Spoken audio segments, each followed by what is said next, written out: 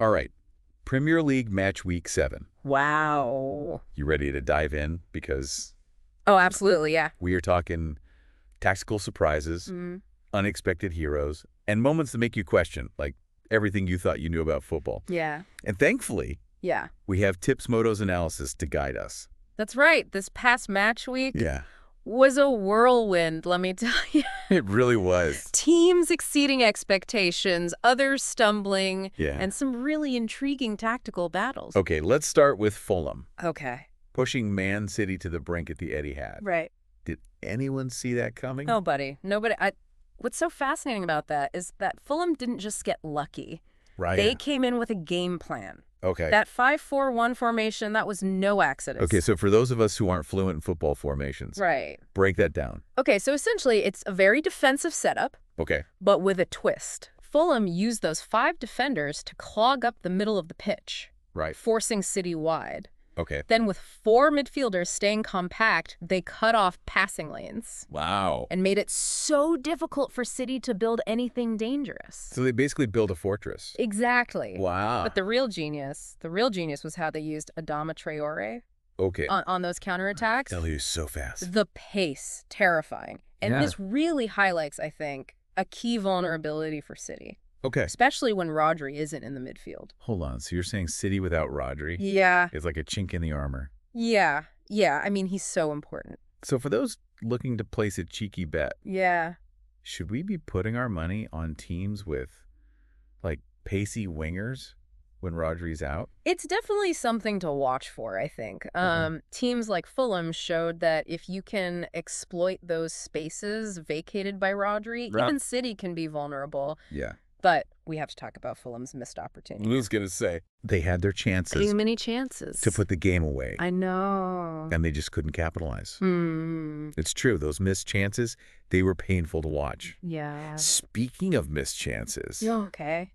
Chelsea's young guns need to start turning their dominance into goals. Yes. They completely controlled that game against Forest. I did. They had a higher XG, which, by the way, Yes. means they were statistically expected to score more goals based on the quality of their chances. Excellent point. Right. For those unfamiliar, XG Yeah. is a fantastic tool beyond just the scoreline. Right. It tells us not just who won, but how they won. Exactly. Or should have won. Yes. And in Chelsea's case, their high XG shows they're creating good opportunities. Yeah. But the finishing, They don't have that killer instinct yet. no. It's like they have all the ingredients for an amazing meal, Right. but they burn the toast. Yes, exactly. You know, all that talent, all that possession, Mm-hmm.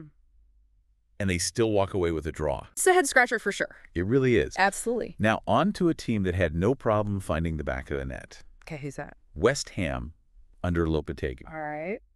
Talk about a statement win. Let's talk about it. A 4-1 demolition of Ipswich.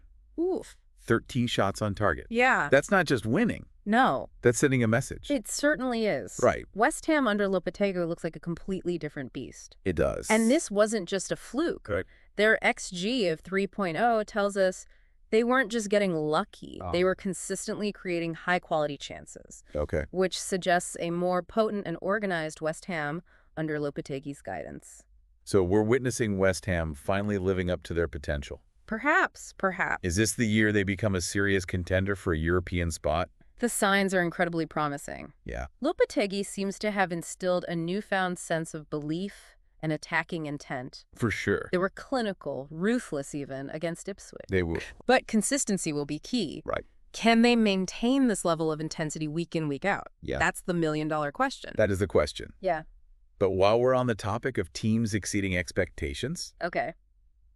can we talk about Gabriel Martinelli's resurrection? Resurrection. The guy is on fire. He's on fire. 4 goal contributions in 3 games. Wow. He's rediscovering the form that made him one of the most exciting young talents in the league. It's a testament to both his resilience and Arteta's management. Yeah. Remember, Martinelli's form dipped last season, It did, yeah. leading some to question his place in the squad. Right. But Arteta clearly believed in him. He did. And now Arsenal are reaping the rewards. He's reminding everyone why he was considered one of the most exciting young talents in the league. And for those of us wondering if Arsenal can actually make a serious title run this year, Okay, yeah. is Martinelli's resurgence a sign that we should be placing our bets on the Gunners? It's certainly an interesting question. It is. Martinelli's return to form adds a whole new dimension to Arsenal's attack. I agree. And with Jesus back in the mix as well, Yeah. they have the firepower to compete with anyone. Okay. Yeah. Hold that thought, because this is where it gets really interesting. Okay. While Liverpool might be sitting pretty at the top of the table, Right. have they actually been tested yet? That's the big question, isn't it? They've had a relatively comfortable run of fixtures so far. They have, yeah, I'd agree with that. Wouldn't you say? Yeah, they haven't really been properly Oh. tested yet. Okay. That's the big question, isn't it? While Slot has undoubtedly had a positive impact since taking over, the true test for Liverpool begins after the international break. Chelsea, Brighton, Aston Villa, and then a trip to the Emirates to face Arsenal. Those are matches that will truly reveal their mettle. You're really making us sweat with anticipation here. Yeah. Are they contenders or pretenders? I don't know. I guess we'll find out soon enough. We- But before we get completely caught up in the excitement of the top of the table, Okay. let's talk about a team facing a very different kind of test. Tottenham. Oh, That collapse against Brighton was brutal. It was not good. Is it the dreaded Europa League hangover setting? It's definitely a factor worth considering. Right. Postecoglou's high-intensity pressing style is incredibly demanding on the players. Oh, yeah. They're like relentless bees swarming the ball carrier, constantly applying pressure. Right, yeah. But this requires immense energy and can leave gaps at the back if not executed perfectly, especially when fatigue sets in for midweek European fixtures. And Brighton, to their credit, Oh, absolutely. exploited those gaps brilliantly. Brilliantly. Do you think this points to a larger issue for Tottenham? Possibly, yeah. Can they maintain this style of play while juggling domestic and European commitments? Right. Or do they need to adapt tactically for those European weeks? It's a delicate balancing act. And it's something Postecoglou will need to figure out quickly if they want to compete on both fronts. Right. They can't afford to keep dropping points domestically, especially against a team like Brighton, Yeah, who are more than capable of punishing any lapses in concentration. they really are. Yeah. It's incredible to think we're just 7 weeks into the season, and we've already witnessed such a dramatic and unpredictable start. I know, right? And from the looks of it, we're just getting started. Yeah. This match week really highlighted the tactical chess match happening on the pitch. Mm-hmm. Who would have thought Fulham would come this close to upsetting the reigning champions? It's a testament to the strategic brilliance of managers like Marco Silva, Right. who can exploit those subtle weaknesses even in a team as formidable as Man City. It's like finding a hidden passage through a seemingly impenetrable fortress. Yeah, and let's not forget the impact of individual brilliance. Yeah. Martinelli's resurgence for Arsenal just goes to show that form is temporary, but class is permanent. It really does. He's reminding everyone why he was considered one of the most exciting young talents in the league. Absolutely. And then you have Buonanotte at Leicester practically carrying the team on his young shoulders. It's like watching a maestro orchestrate a symphony, Yeah. creating chances out of thin air. It's these individual narratives intertwined with those tactical battles that make the Premier League so captivating. Speaking of captivating, West Ham's performance under Lopetegui, Yeah. that felt like a statement.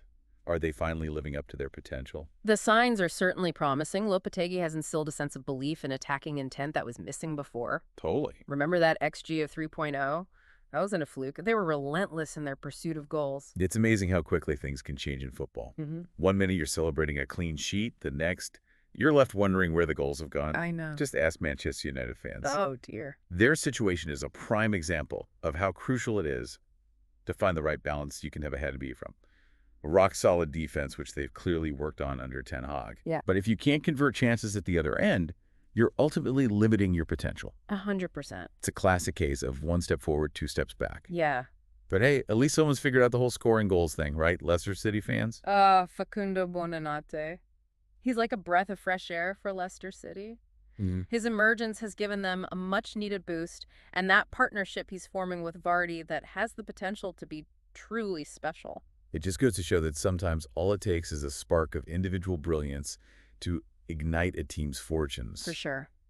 But while we're celebrating those glimmers of hope, We can't forget about those teams battling it out at the other end of the table. Right. Wolves' situation is becoming increasingly worrying. They're in desperate need of a turnaround, and quickly, O'Neill is right to demand more from his players. They have the talent, but something's not clicking. It's like a puzzle where you have all the pieces, but you just can't seem to put them together. It's a stark reminder that every point matters in this league, especially in those crucial head-to-head matches.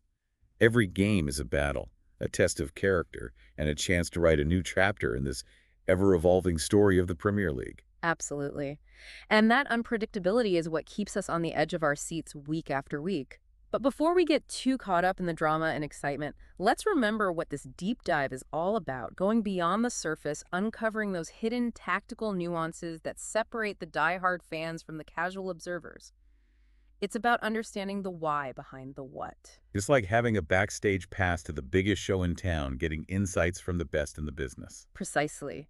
It's about appreciating the strategic masterminds on the sidelines, the unsung heroes in the middle of the park, and those moments of individual brilliance that can change the course of a match. And most importantly, it's about arming you, our listeners, with the knowledge and insights to impress your friends with your newfound Premier League expertise. Who needs pundits when you've got the deep dive? Indeed, we're your secret weapon in the quest for footballing enlightenment. Now, where were we?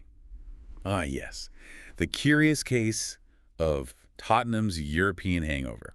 Tottenham's performance against Brighton, it really highlights those challenges, right? Yeah. Of balancing domestic ambitions with those demands, right, of European football.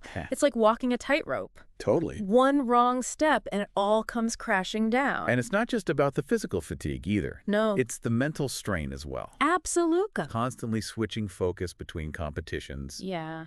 Adapting to different styles of play. It takes a toll. That takes a toll. It is. You can't underestimate those tactical adjustments required either. No. Teams like Brighton are no pushovers. No. They analyze their opponents meticulously. They do, yeah. They're more than capable of exploiting any weaknesses, Mm-hmm. especially those exposed by fatigue or a change in approach. That's right. It's a tough lesson for Postecoglou to learn, It is. but a valuable one nonetheless. Yeah, for sure. And now you know what else is a tough balancing act? What's that? Being a Manchester United fan right now. Oh, boy, yeah. You've got this incredibly solid defense, Yeah. a testament to Ten Hag's tactical discipline, Right. but then tumbleweeds when it comes to scoring goals. It's like they forgot how to score. It's like having all the ingredients for a gourmet meal, Yeah. but forgetting the salt. Yeah, it's just missing something. It just doesn't quite hit the spot. It doesn't, no. And for a club with the history and aspirations of Manchester United, that lack of attacking spark is a real concern. Oh, absolutely. Ten Hag needs to find a solution, and quickly, He does. because the longer this goes on, Yep.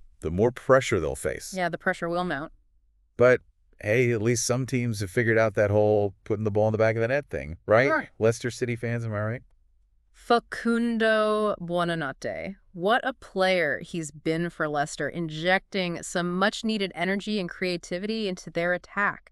That partnership with Vardy blossoming beautifully. He's definitely one to watch as we wrap up this deep dive into Matchweek 7. We've seen it all.